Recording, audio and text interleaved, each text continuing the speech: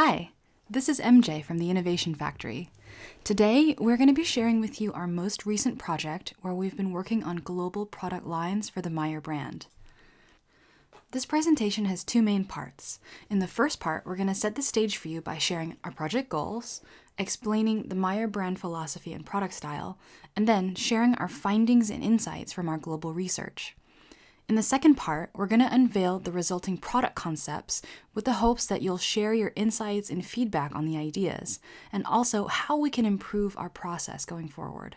So to begin, let's briefly go over the goals and context behind this project. So what is this presentation? This presentation tells the story of how the Innovation Factory team has conducted global research in order to create innovative global product concepts for the Meyer brand. And what is the context for this project?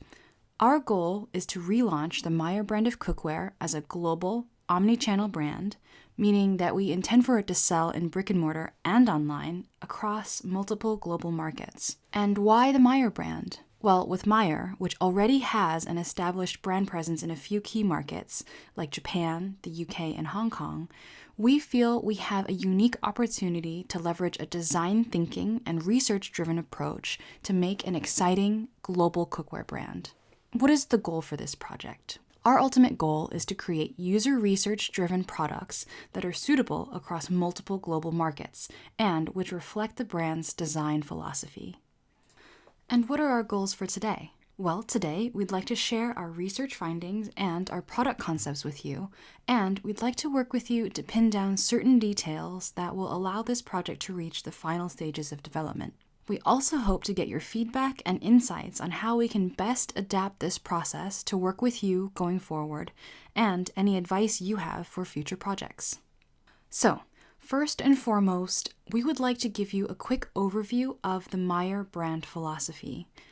Our hope is that if you understand what the brand aspires to be, that will help you see whether the concepts we developed actually meet those standards. So, the Meyer brand philosophy has 4 basic tenets: food first, people driven, designed to delight, and simple is best. Food first. This concept underlies everything that we do, and it means that we view every decision through this lens. So, for example, shapes, substrates, coatings, set configurations. For every single detail, we think about the implications on what people are actually going to be cooking. People-driven. For us, user research is a key component in our product concept development process, and our understanding of our different target customers and their lifestyles is what drives the major differences between our product lines. Designed to delight. In aesthetics as well as usability, we always work to offer a sense of delight and joy that reflects the brand's passion, optimism, and love for cooking. Finally, simple is best. Aesthetically, we prioritize clean lines, use no unnecessary design details, and strive for elegant forms. Conceptually, our products aim to solve real kitchen problems without becoming gimmicky or over-specialized. We've taken these 4 design principles and turned them into a product development checklist that we, and all our partners in the development process, can use to refer back to along the way, to make sure that our ideas always stay on brand. In addition to having a design philosophy, the Meyer brand also has its own distinct visual product style. This is characterized by rounded, modern shapes, warm, joyful colors, mild, pleasing textures, subtle branding, and convenient, pretty materials. This slide is a mood board of what we envision the Meyer brand visual product style to look like. Hopefully you can see here the mood and character that we're trying to achieve with our product designs. The product style is designed to be delightful, simple, and rounded, but with a certain elegance that stops it from being overly childish. It's created with gentle curves, seamless transitions, soft finishes, and natural colors with a touch of warmth.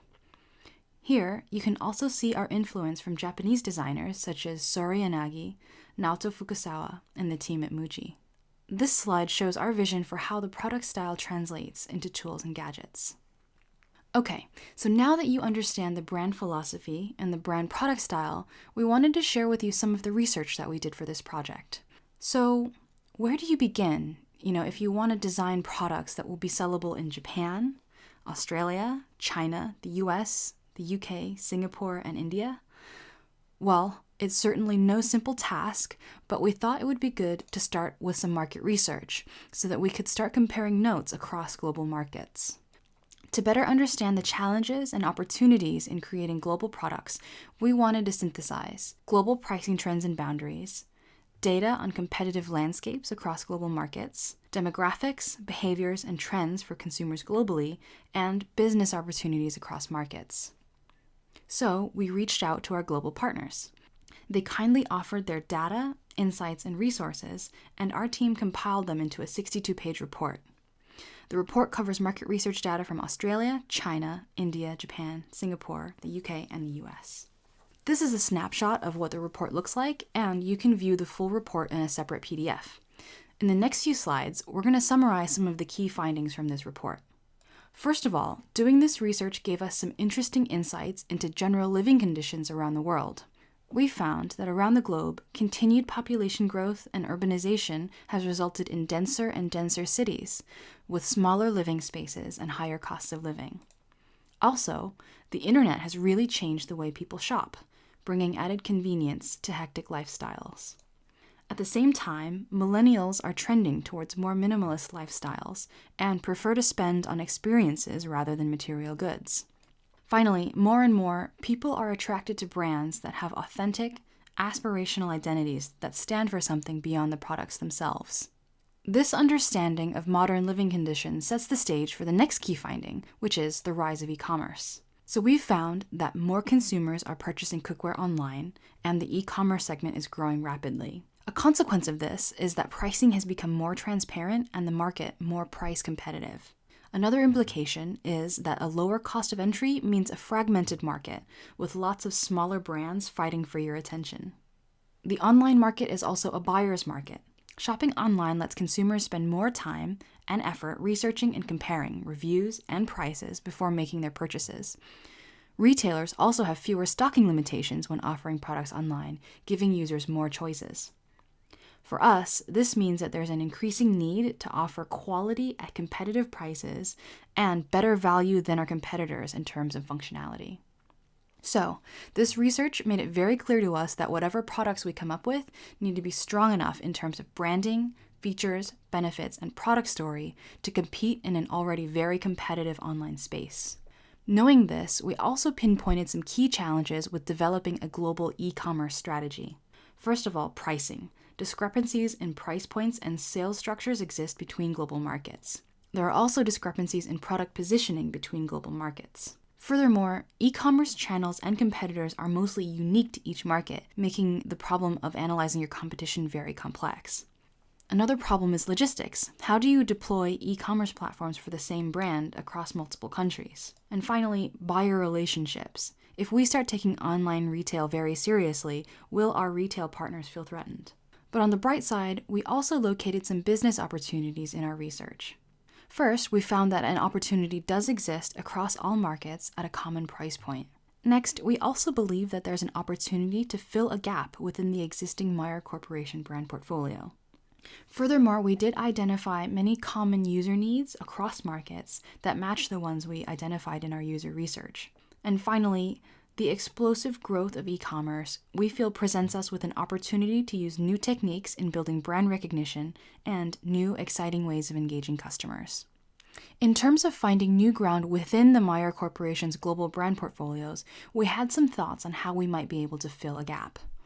Here, we've borrowed a brand positioning scheme from MUK, where essentially you have a price scale on the y-axis, the lower side corresponding to lower-priced, more utensil-oriented products, and on the higher side corresponding to higher-priced, more status symbol-oriented products. On the x-axis, you have something of a psychographic. This is whether the target customer's primary driver is to provide essential family cooking to the left, or whether their aim is primarily enjoyable cooking, as seen on the right. We feel that there's an opportunity for the Meyer brand in the lower right quadrant, meaning that the products themselves are on the more affordable side in terms of pricing, but in terms of psychographic, the brand really targets foodies and passionate cooks rather than pragmatic home cooks or pressurized providers, as they have been called. Right, so now that we've covered our global market research, now we'd like to share the findings from our global user research. Since one of our key design principles is that we are people-driven, we decided to embark on a global user research schedule in order to develop a better understanding of global cooking habits and trends, insights on what problems people experience while cooking, or what unmet needs might exist in home kitchens globally, user perceptions of cookware sizes, shapes, and substrates, and kitchen environments in established and emerging markets. To that end, we traveled to 7 different global markets: the US, the UK, India, China, Singapore, Japan, and Australia. Our research period was July and August of this year, and we spent 4 to 7 days in each destination. For each home visit, we sent 1 to 2 Innovation Factory researchers, and we were often accompanied by one partner from the local marketing arm. We visited 43 families worldwide and found them by using screening tests to target people and families who fit the Meyer target consumer profile. Specifically, we were looking for people who love cooking and cook regularly at home, and people who are interested and capable of online shopping. For every home visit, we followed a particular process. We started with a 30-minute in-depth interview and followed that up with cooking observations, a thorough kitchen inventory, dining with the host, and also watching them tidy up after their meal. This process gives us extremely valuable insights into the details and inner workings of people's daily lives around the world, their motivations, means, constraints, values, needs, and routines. Along the way, we collected a lot of data. Using Airtable, we were able to cross-reference hundreds of photos, measurements, survey responses, demographic data, observations, insights, and more. All of this research led us to identify 3 main target customers. These 3 target customers are: number 1, people who are just starting out; number 2, growing foodie families; and number 3, serious cooks. So first, the families that are just starting out. Meet Laura Lyman. Laura is a newlywed living with her husband in a 1-bedroom apartment in the UK. She's a passionate foodie, and she cooks every day, even going as far as to make weekly meal plans. She shares her cooking on Instagram and Facebook. However, she does not have the buying power or willingness to invest much in cookware, and she doesn't own that much cookware. What she does own is low market and very well used. Laura would love to buy trendy, attractive, and charming cookware in her price range. She loves versatile pieces that do a lot, and for her, durability is important, but only at the right price. Another example of someone just starting out is Ma Xiaohui. She's a housewife who lives with her husband and 3-year-old daughter in Shenzhen. She's a passionate foodie who is cautious about her family's health and nutrition. She cooks breakfast and dinner every day. She doesn't want to have too many cookware pieces because her kitchen is pretty small. She often checks user comments when shopping online to help her make cookware purchasing decisions. And she would love to buy more versatile cookware in her price range, but could stretch her budget if she felt that it was worth the money. As you can see, families like this exist all around the world, and we met many of them in our research. The second group of customers we pinpointed are what we call foodie families. Meet George Lawson. George is in his mid-40s, and he and his wife Kirsten are both professors in London, and they have 3 sons, ages 15, 4, and 2.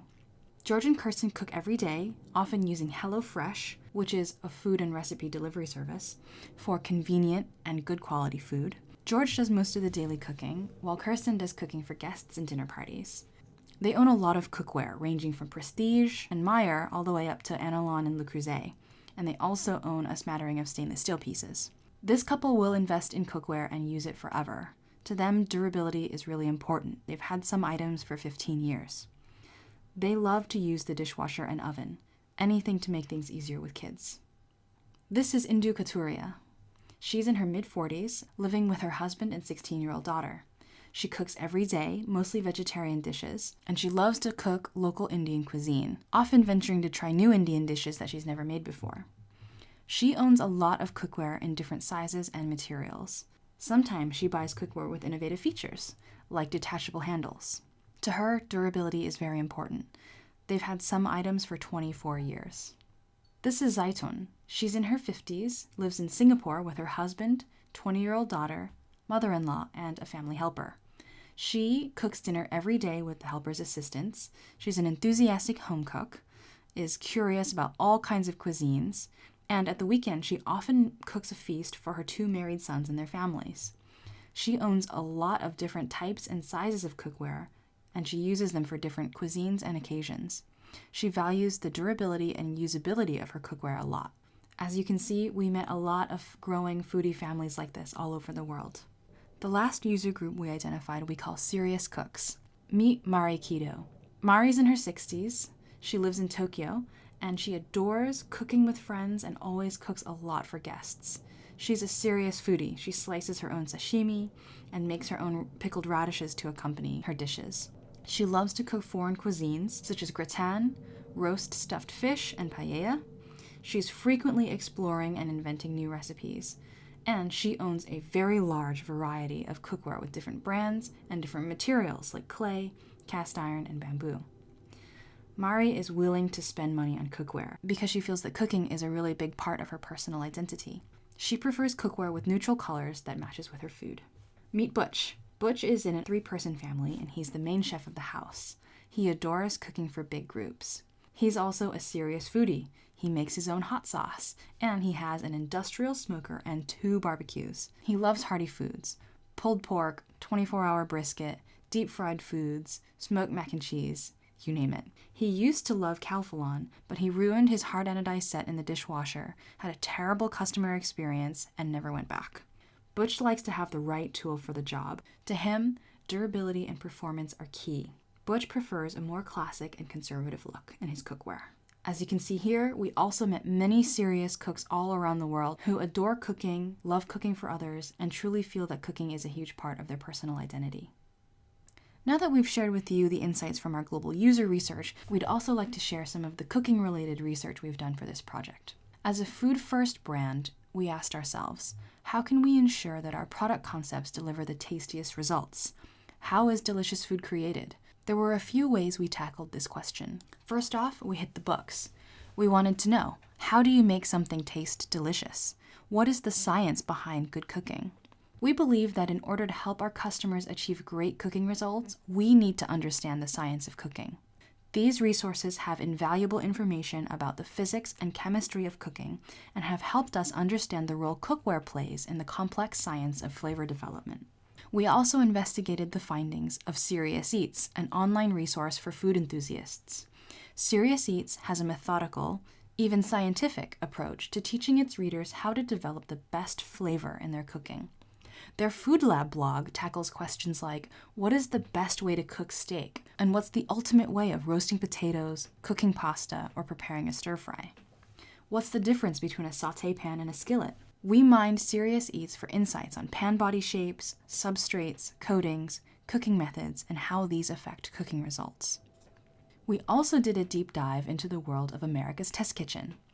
The team at America's Test Kitchen has a very food-focused, albeit quite Western-centric, approach to their in-depth equipment reviews and has published a large number of videos and articles comparing the design benefits and flaws across cookware brands and product lines. They frequently discuss how cookware substrates, shapes, and ergonomics affect performance and handling. We mined their trove of resources for insights on what design decisions make for better tasting food. We also looked for insights with the Wirecutter. The Wirecutter is a consumer-facing online resource dedicated to testing and recommending the best products across a wide variety of categories. Expert reviewers consider a wide swath of factors when evaluating products and develop their own evaluation criteria and rating systems. The ultimate result is what appears to be very thorough and trustworthy recommendations. We studied their in-depth reviews in order to learn what they value in cookware designs. Finally, during our design process, we also took advantage of the massive amounts of data that Amazon has collected in their online reviews. From a user experience perspective, it's extremely valuable to be able to reference people's complaints and preferences with regards to particular pan body shapes, sizes, and coatings. So, to summarize part 1 of this presentation, we've started from our core brand philosophy. We've traveled to and corresponded with 7 key markets in order to obtain global user insights, and we've done cooking research in order to understand the mechanics of how good food is made. We synthesized these 3 research areas into 2 cookware lines that we are excited to share with you now. So, the first product line we're going to share with you we're calling Line 1. This line is designed to target families in the starting out category, people like Sarah, Kong Jing, Lisa, and Kayoko.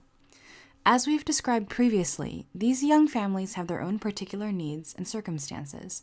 Take, for example, Laura Lyman, our 28-year-old newlywed living in London with her husband. She wishes to cook a variety of delicious foods quickly and easily, to store her cookware neatly for a less cluttered kitchen, to enjoy healthy food with her husband at a reasonable cost, and to have cookware that is on trend and delightful. She's annoyed that her kitchen has limited storage space, that she has a limited budget to spend on cookware, that she has a limited time to cook and clean, and that attractive cookware can be so expensive. For Laura, her top priorities are versatility, affordability, effortlessness, and space saving. Now that you have a sense of who we're designing for, let's take a look at some of the key insights about these users from our global research. For them, living spaces are often small and storage is tight. As you'll see here, they often struggle to find the space they need to store all their cookware neatly, and finding a good way to store all their lids can be a real challenge. For these households, cost is a very important factor. These families don't have a lot of money to spend on cookware, or the space to store lots of cookware, but they are still passionate about good food and good cooking. This knowledge guides us to make design decisions that save cost wherever possible, with the goal of maximizing utility while minimizing cost to the user. We also found that this customer, being younger on average, was more likely to seek trendy, charming, and colorful designs. As we discovered, a significant portion of customers do appreciate colorful cookware. These customers skew towards the 25 to 35 age range. For example, Kaylee in the UK likes the look of retro, colorful enamelware and enameled cast iron. She doesn't like the look of traditional nonstick cookware. It's too boring. Sindel in Australia hasn't seen much colorful cookware before, but would like to buy some and very much likes the look of colorful enamel cookware. Kongjing in China thinks colorful cookware is nice looking. Hiroko in Japan likes colorful cookware and would like to serve food in it. Another key observation for this user group was that because of their lack of space and their tighter budgets, they really need to be able to cook more different kinds of dishes using fewer cookware pieces. As part of our research, we analyzed what dishes these families were cooking and what they cooked them with. Using this knowledge, we took a hard look at exactly what combination of pan bodies would allow them to cook everything they need to cook in the quantities they cook them, but using fewer, more versatile pieces. On this slide, you'll see some of the most common types of dishes these families cook in countries like the UK, US, and Australia. Because we did research across several global markets outside the West, we were also able to get an understanding of what kinds of dishes non-Western families cook. As you can see, these dishes look somewhat different from the dishes on the previous slide. However, we were pleased to see that despite a fairly wide cultural gap between Western and non-Western cuisines, in terms of the cooking methods themselves, we feel there is a lot of overlap between what cookware items would be useful for this target demographic, no matter whether they are in the East or in the West. With this knowledge in hand, we decided to craft a kind of essential kitchen toolkit that would help our just starting out families. The first pan we identified as being part of an essential kitchen toolkit is the fry pan. From breakfast fry-ups, grilled chicken breasts, sautéed vegetables, and beyond, a fry pan is an essential part of many kitchens worldwide. If the pan profile has slightly taller sidewalls, it can also be used for sauces and shallow frying. A wider base allows for cooking more pieces at a time, and for most of this target group's needs, a nonstick pan is definitely the most convenient and food-friendly choice. The next pan we identified as essential is the saucepan. Ironically, people rarely use saucepans to make sauce. Rather, they're more often used for soup, instant noodles, rice and pasta, to boil small amounts of vegetables, and even to fry or deep fry things. These habits indicate that a nonstick coating and easy pour features make for a more versatile and useful saucepan design. The next pan we identified as a truly versatile kitchen essential is the chef's pan. We found that chef's pans with wide, flat bases are highly versatile and well-loved by those who own them because their shape is great for frying and also stewing and braising. Keto Mari in Japan says she likes to boil food and make sauces in it, and she likes the deep shape and height. Teddy in Australia says he always uses this pan if he needs something larger than the fry pan. He uses it to deep fry, do large stir fries, or make spaghetti sauce in a big batch. George in the UK makes everything in his chef's pan. It's the most used item in his kitchen. He uses it to fry onions, sauces, small stewy kinds of meals, pasta sauces, you name it. And finally, the last piece we identified as being a kitchen essential for our starting out families is a small 4 to 6 quart stock pot. These are very popular for making things like noodles, broccoli, potatoes, and soup. People seem to like that they have a manageable size while still being able to hold the quantities they need for daily cooking. Since stockpot cooking is largely water-based, there may not be a need for a nonstick coating, which shortens the lifespan of a piece of cookware. So this is our vision for a food-first, set configuration designed for small, just starting out families with tiny kitchens who need to cook a lot of different types of dishes on a budget.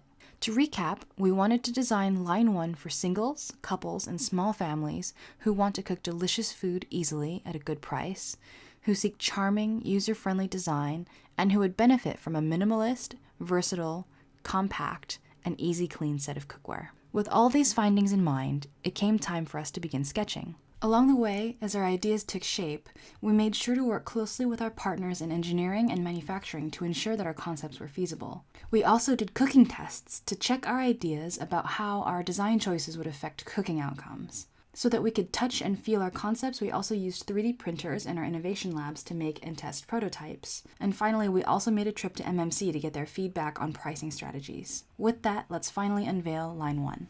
Line 1 is a mixed substrate, mostly nonstick aluminum line with 4 pan bodies, all drawn from existing pan tooling. It features a 28 centimeter fry pan, a 26 centimeter 4-quart chef's pan, a 20 centimeter 4-quart sauce pot, and a 16 centimeter 2-quart saucepan. It also features 2 universal stacking lids and a pasta insert. We also plan on offering each item as open stock with a glass stacking lid instead of a universal lid. You may notice that the sauce pot is made of stainless steel. We chose to do this for a few reasons. First of all, a nonstick coating is really most useful for pan body shapes that do frying because it helps prevent burnt-on food sticking to the pan. But because a sauce pot is primarily for water-based cooking, stainless steel suits the cooking method just fine, and we felt that the lack of a nonstick coating would extend the life of this pot, giving more value for money to this cost-conscious user.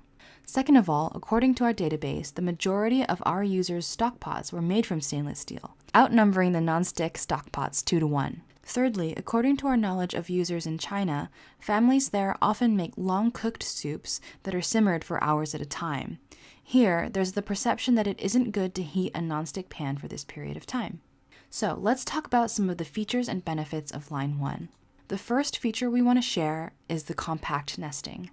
As you can see, the pans and lids nest together evenly when stacked, which is made possible with the careful consideration of existing pan body shapes, along with the use of small helper handles. The universal lids stack together with the help of a special knob design, and the color gradient isn't just for looks. It also shows the order in which to stack the cookware. This slide shows more views of how the pans nest together. It's important to us that the pans nest evenly so that things don't go helter-skelter in the cupboard. The coatings, a silicone poly exterior and a 2-coat PTFE interior, are all dishwasher and oven safe. We believe that this color story meshes well with contemporary interior design trends and makes for cookware that can transition elegantly from stovetop to tabletop. This slide shows videos of color chips in an effort to show what we intend the colors and finishes to be for this line. Our universal lid designs reduce the total number of lids clattering around in cupboards and make it easier to guess which lid is needed at any given moment. Also, the lid's platinum color, which matches the pan's interior, helps give the set a contemporary look. Our stacking knob design allows you to stack the lids up neatly, taking up less space and causing less of a kerfuffle in drawers and cabinets.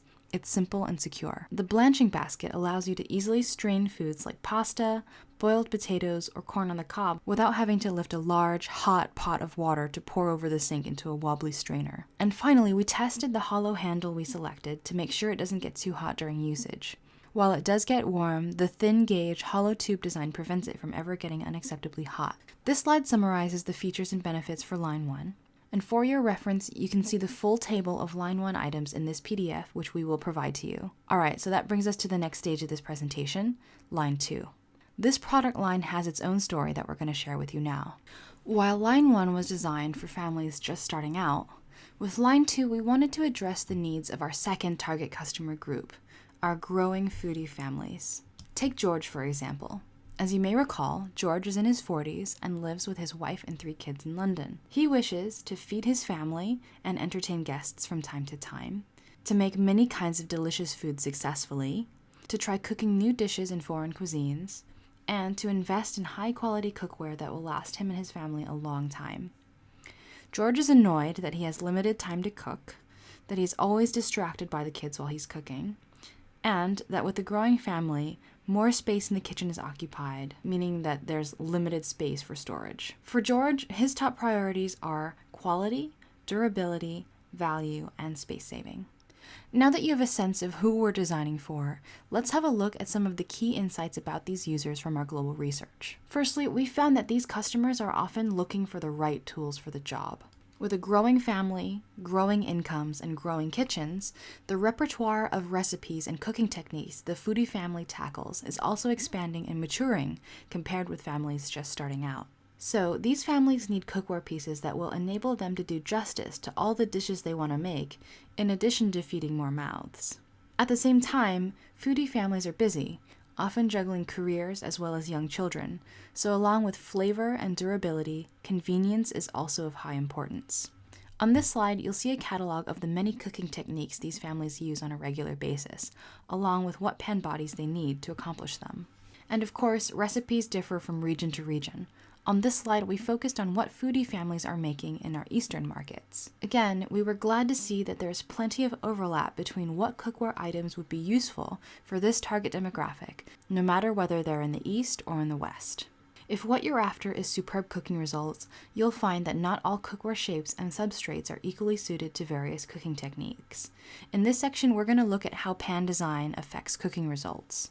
To give an example of our research and design process, here we looked at the differences between skillets, sauté pans, and fry pans, and debated their strengths and weaknesses and how they would each function as part of a larger set. So sauté pans, skillets, and fry pans have different strengths. Sauté pans can be great for frying foods like bacon, as their taller sidewalls will catch oil splatters and their wider cooking surfaces can fit more pieces. Their taller sidewalls are also good for holding in sauces. Skillets, on the other hand, are easier to access with a spatula, easier to slide foods out of, easier to toss with, reduce liquids marginally faster, and are very well suited to foods like fried eggs. It is, ironically, much easier to sauté in a skillet than a sauté pan. A fry pan, sometimes called a French skillet, is in some ways a handy compromise, having a relatively wide cooking surface, tallish sidewalls, and a curved radius that food won't get stuck in.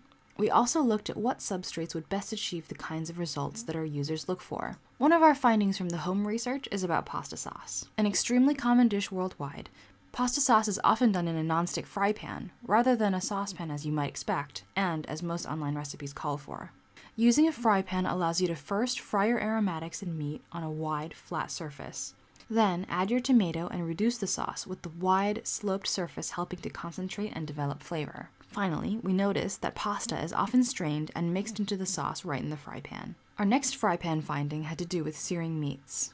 When it comes to searing meats, our tests showed that the key to success is heat retention. Because raw meat is cold and wet, when it hits a hot aluminum pan, the metal's high conductivity means that the temperature of the pan will drop dramatically, requiring more time and energy to get back to high enough temperatures to achieve browning. So, for searing meats, low conductivity substrates such as cast iron and stainless steel fry pans with a thick base are best.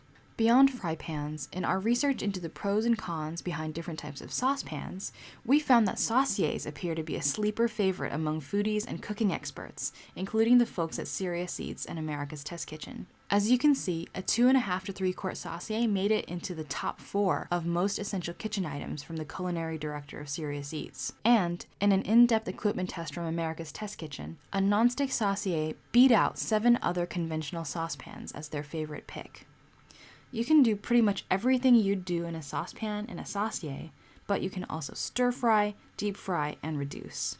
They're easier to get into with a whisk or spoon because of their lower sidewalls and generous inside radius. It's no wonder they're so popular among foodies. We also looked at the science behind how to get the most delicious stews and casseroles. For a successful casserole dish, sear your meats over high heat on your stove to develop Maillard reaction flavors and caramelization. Then, once you have your liquids added, let those flavors stew and develop in an oven at temperatures below simmering, between 180 to 190 degrees Fahrenheit.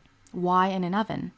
An oven lets you maintain a constant temperature below boiling, which will help preserve the tenderness of your meat. These insights, along with the knowledge of what our users like to cook, suggest that we ought to offer an oven-to-table casserole whose substrate is suitable for searing meats. So those were just a few examples at how we took a food-first approach in designing Line 2.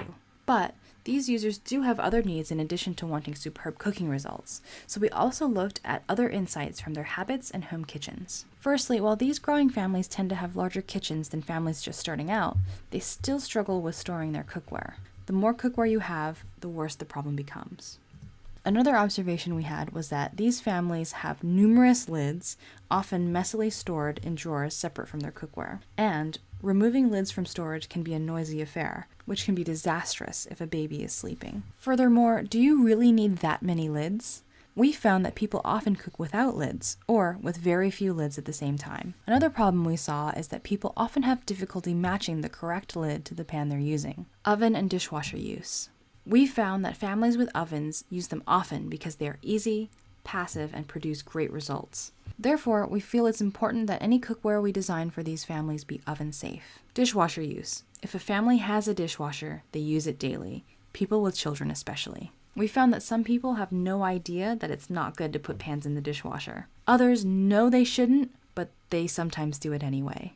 Therefore, we think it's important that what we design for these foodie families be dishwasher safe. Another thing, of course, that this user really benefits from, what with kids already providing more than enough mess around the house, is mess prevention features in cookware. One of the things we noticed from our research is that starchy foods that cause boilovers are quite common globally. Pasta, rice, potatoes, etc. As you probably know, boilovers happen very quickly, allowing little time for people to react.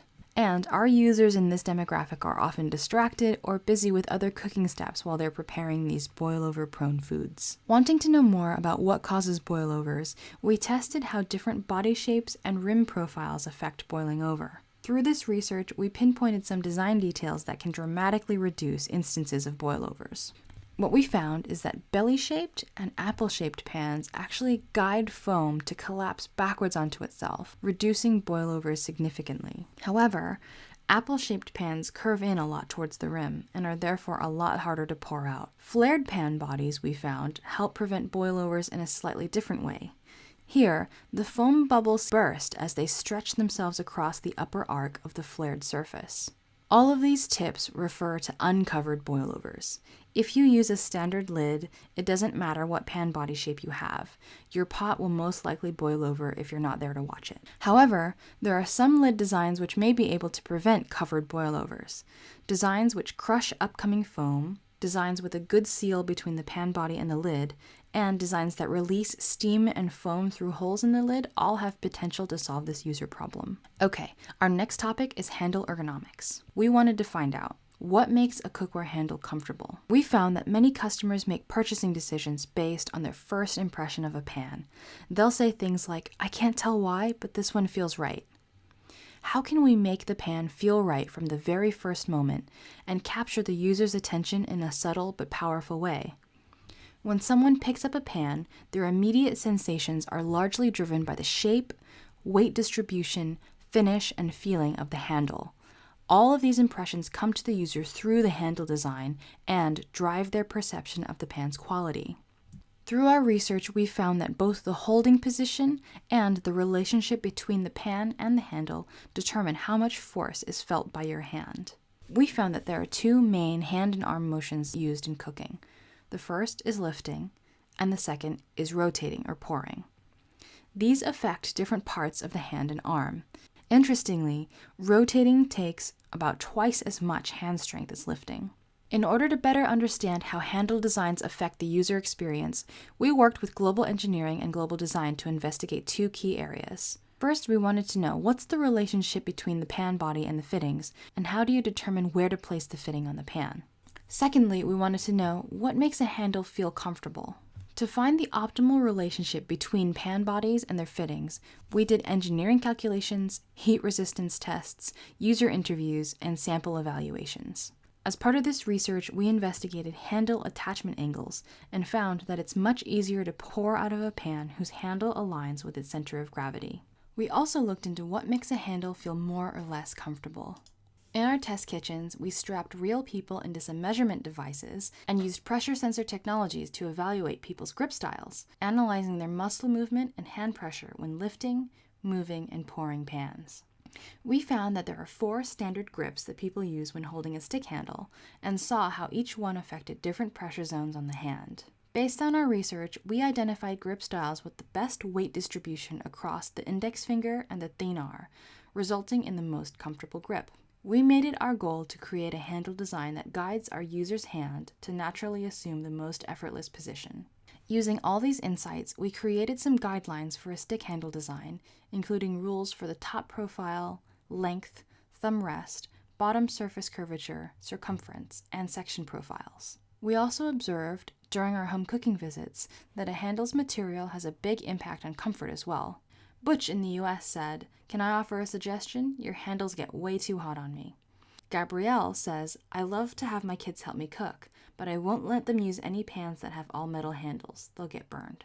For side handles, we looked at how sizes, shapes, and pouring methods affected hand comfort, and we pinpointed the factors that affect usability, for example, the width of the inside gap and the bottom contour of the handle. And finally, we found amongst our users that this demographic prefers more elegant designs, rather than designs that are more on-trend or colorful. As you can see, a significant portion of customers appreciate cookware in neutral colors that blend into their kitchen environments and match with their other cookware. These customers tend to be age 35 and up. For example, Natalie from Australia says she used to like colorful cookware, but not anymore because she now likes it to match her monotone kitchen. Butch in the US loves neutral, classic colors and copper. So in summary, our goal is to design Line 2 for growing families with 3 to 5 persons, whose goal is superb cooking performance and quality cookware. Thereafter, sleek design with impressive features. They need more shapes for more advanced cooking techniques, and the keys for them are quality, cooking method suitability, and convenience. After much sketching, ideation, and debate, we're pleased to share Line 2 with you. Essentially, Line 2 is a mixed assortment of hard anodized and stainless steel cookware. It is induction capable, with substrates chosen to suit the cooking methods, and a variety of cookware shapes that we feel will be the most useful to our target families around the world based on what they cook. One thing we've tried to do with Line 2 is to question the standards for set composition. With the larger set, our goal was to craft a toolkit that would satisfy all the cooking needs of our foodie family, from oven-finished casserole dishes to breakfast fry-ups to perfectly seared proteins, deep frying, and beyond. And for the families that are looking to satisfy those needs with less, we crafted a smaller set that would allow them to do the vast majority of the cooking they need to do with a more streamlined toolkit. We also plan on offering each item as open stock with a glass stacking lid instead of a universal lid. This slide shows videos of color chips in an effort to show what we intend the colors and finishes to be for this line. Let's go over the features and benefits of Line 2. Because these users do still struggle with kitchen space, Line 2 features easy and even cookware nesting. Line 2's universal lid designs reduce the total number of lids clattering around in cupboards and make it easier to guess which lid is needed at any given moment. Our stacking lid knob allows you to stack lids up neatly, taking up less space and causing less of a kerfuffle in drawers and cabinets.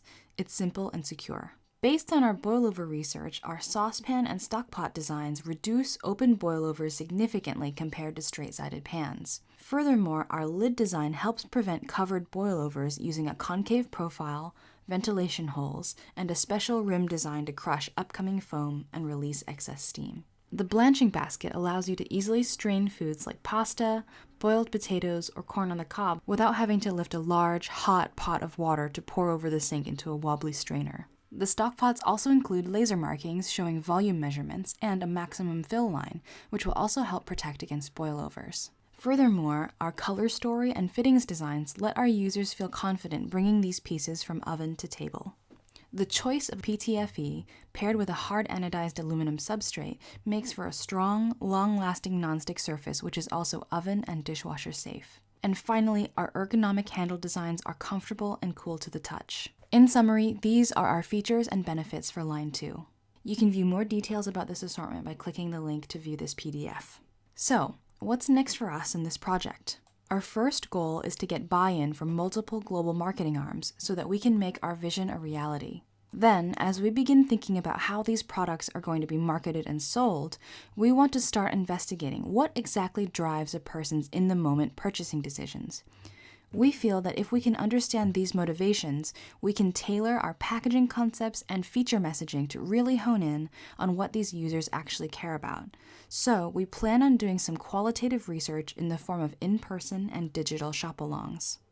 With these shop-alongs, we plan on investigating what factors influence a buying decision for our different target customer groups. For instance, what is the thought process behind a buying decision? And what factors influence that buying decision? We hope to use this knowledge in order to help ensure that our packaging designs, point-of-sale materials, and marketing strategies resonate with our end customers. Beyond this, we want to start thinking about what's next for the brand. Lines 1 and 2, because of the urgency with which we need to come to market, were done with almost 100% existing tooling. However, looking forward, we'd really like to develop some truly innovative concepts that target our third and final target group, the serious cooks. So, now that we've done so much talking, here are some questions we have for you. Where do these products fit into your market? What are your comments on the assortments? What are your thoughts on an e-commerce strategy with regards to your market? Let's talk about color. What would we need to get your buy-in for this brand and these products? That's the end of our presentation. We'd like to take the opportunity now to go into these questions with you in detail. Thank you so much for watching, and we're really looking forward to having your insights and feedback. Thanks.